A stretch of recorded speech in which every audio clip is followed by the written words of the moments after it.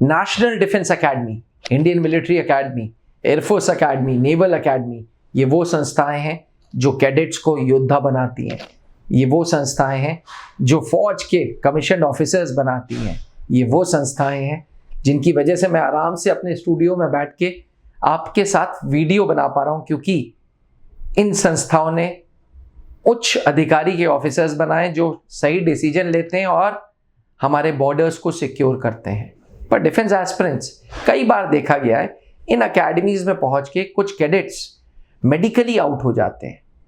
ऐसे कैडेट्स का क्या होता है, पहला सवाल।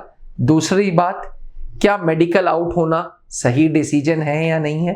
और तीसरा सवाल, इन कैडेट्स को क्या बेनिफिट्स मिलते हैं। आज मैं अभिनव मेहरोत्रा इस वीडियो में आपसे यही बात करूंगा। नमस्कार, स्वागत है आप सबका त्रिशूल डिफेंस एकेडमी के यूट्यूब चैनल पे।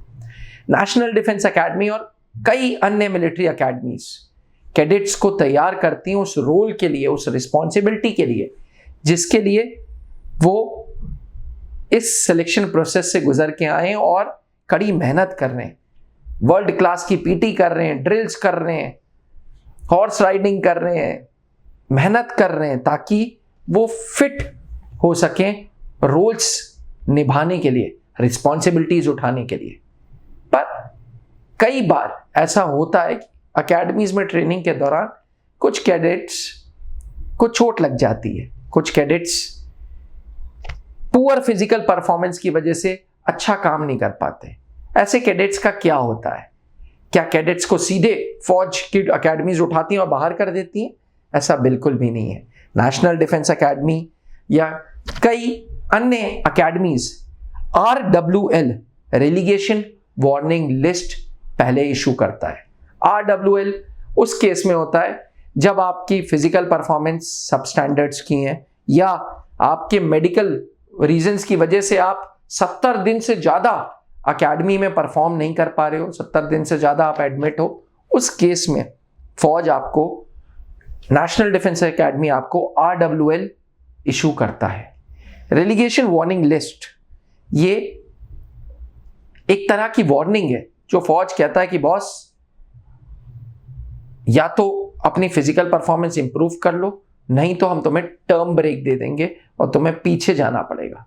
जैसे स्कूलों में एक तरह के फेल वर्ड होता था, वैसे ही फौज टर्म फेल कर देता है। लेकिन उन लोगों को जिनकी फिजिकल परफॉर्मेंस सब स्टैंडर्ड की है, जिनके ऊपर पेनल्टीज हैं, जिनके ऊपर पनिशमेंट्स ज़्यादा लगी हुई हैं, उस केस में टर्म वापस रिपीट करने के लिए आ जाता है कि आप फिर से टर्म, थर्ड टर्म पे थे वापस सेकेंड टर्म पे चले जाओ, सेकेंड टर्म में थे वापस फर्स्ट टर्म में चले जाओ। बट उन कैडेट्स का क्या जिनकी मेडिकल रीजंस की वजह से 70 दिन से ज़्यादा ट्रेनिंग छूट गई है? फौज पहले तो कोशिश करता है कि उनको टर्म ब्रेक दे दे और उनको पीछे टर्म पे ले जाए। बट अगर वो इस योग्य नहीं होते हैं तो फौज कहता है कि देखो, तुम फिट नहीं हो उस रोल के लिए जिस रोल के लिए हम तुम्हें तैयार कर रहे थे, और फौज नेशनल डिफेंस एकेडमी बाहर का रास्ता दिखा देता है।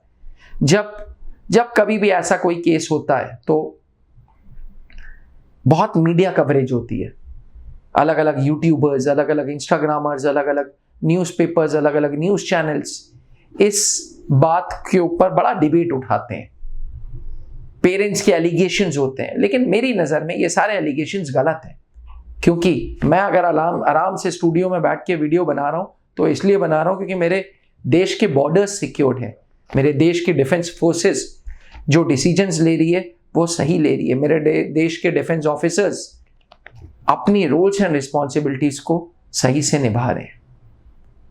हाँ, मेरी सिंपैथीज हैं उन सारे कैडेट्स के लिए, और सिर्फ मेरी नहीं, अब सरकार भी जो मेडिकली डिस्चार्ज कैडेट्स हैं उनको ECHS की फैसिलिटी देना स्टार्ट कर चुका है। जी हाँ, एक्स सर्विसमैन हेल्थ स्कीम, इस स्कीम में जनरली वेटरन्स थे, जनरली ऑफिसर्स तो अपना army hospital, base hospital, command hospital चले जाते थे, और जो वेटरन्स होते थे उनको ECHS के कार्ड मिलते थे, उनको, उनकी वाइफ को। अब ऐसे ही ECHS के कार्ड्स ऑफिसर कैडेट्स को भी मिल रहे हैं जो मेडिकली डिस्चार्ज हुए ट्रेनिंग से, किसी भी वजह से मिलिट्री की ट्रेनिंग के दौरान मेडिकल प्रॉब्लम उनको हुई जिसकी वजह से उनको एकेडमी छोड़नी पड़ी। ऐसे कैडेट्स के लिए अब फौज ऑफिसर दर्जे का ट्रीटमेंट देना स्टार्ट कर चुका है। Free OPDs, ECHS enabled hospitals में आप अपनी सर्जरी करा लीजिए, आप अपना ट्रीटमेंट करा लीजिए, ये सारी चीजें फौज देना स्टार्ट कर रहा है। डिबेट्स, केसेस अभी भी चल रहे हैं कि फौज को कुछ पेंशन भी देनी चाहिए। ये सब हाई लेवल डिसीजंस हैं जिसके लिए मैं कमेंट नहीं कर सकता अभी, क्योंकि मुझे फाइनेंशियल्स फौज का क्या है वो नहीं पता।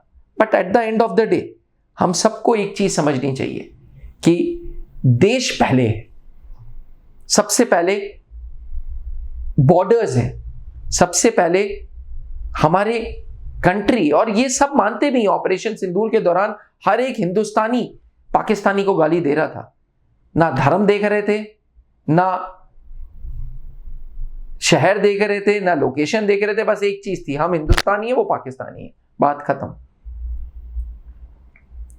तो एस्पिरेंट्स, अगर हम इमोशनल एंगल देखेंगे तो नो डाउट्स कैडेट्स हैं उनके भी तो लाइफ बर्बाद हो रही है, बट अगर प्रैक्टिकल एंगल देखेंगे तो देश का सिक्योर होना जरूरी है। आपकी क्या राय है? फौज ने जो ECHS की बेनिफिट दी है, क्या ये पर्याप्त है? क्या फौज को और कुछ भी देना चाहिए? जैसे एक मिनिमम पेंशन कर दी 20,000 रुपए की, 25,000 रुपए की, ये सही डिसीजन है? या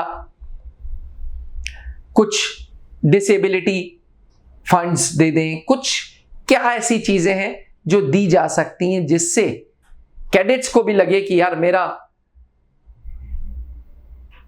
मेडिकल प्रॉब्लम हुई, मेरी जो इतने समय की मेहनत थी वो व्यर्थ नहीं गई, और देश को भी लगे कि हाँ हमारे बॉर्डर सिक्योर्ड हैं, उस अगले इंसान ने सर्विस देने की कोशिश की थी तो हमने उसको सिक्योर किया। डिफेंस एस्पिरेंट्स बहुत ही डिबेटेबल टॉपिक है, सोच समझ के जवाब दीजिएगा। आखिरकार फौज को उन कैडेट्स को क्या देना चाहिए जो मेडिकल ग्राउंड्स में डिस्चार्ज हुए हैं ऑफिसर्स की एकेडमीज जैसे NDA, Indian military academy, air force academy से? आपके कमेंट्स का इंतजार रहेगा। जय हिंद। आपने क्लास 10th के बोर्ड एग्जामिनेशंस दे दिए हैं और आप सेना में अफसर बनना चाहते हैं तो क्लास 11 से ही जुड़े त्रिशूल डिफेंस एकेडमी के NDA फाउंडेशन बैच से, जहां आपको UPSC क्वालिफाइड एजुकेटर्स मिलेंगे, एक्स आर्मी वेटरन्स मिलेंगे जो आपका सपना नेशनल डिफेंस एकेडमी का पूरा करेंगे। आज ही संपर्क करें।